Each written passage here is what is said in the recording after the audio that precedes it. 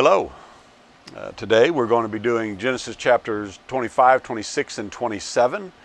25 starts off with the death of Abraham. He's lived a long life. He gives a little bit of his life after Sarah's death. And then it launches pretty quickly into the descendants of Isaac and talks about Jacob and Esau, and ends that chapter with Jacob stealing or taking his brother's birthright for a bowl of porridge, as we all know. So anyway, it's an interesting chapter. It's a continuation of the idea of God is refining the promise to Abraham, and he continues to do it by contrasting sons.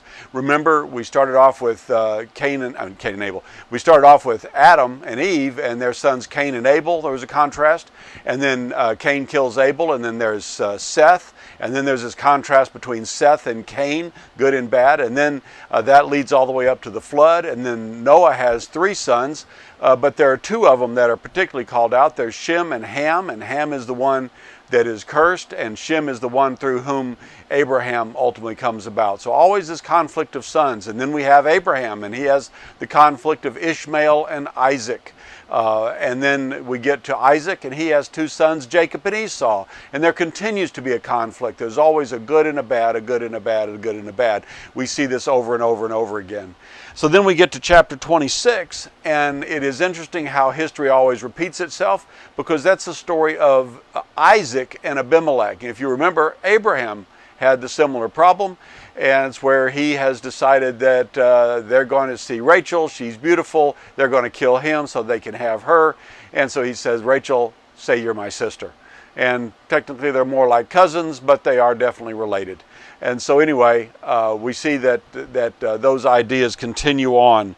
And then we get down to chapter 27, and this is a very famous section.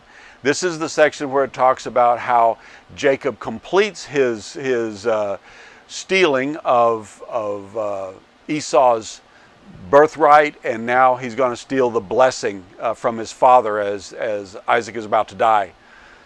And so he goes through the trickery that Jacob and his mother Rachel performed. That ends up with making Esau so mad he wants to kill his brother.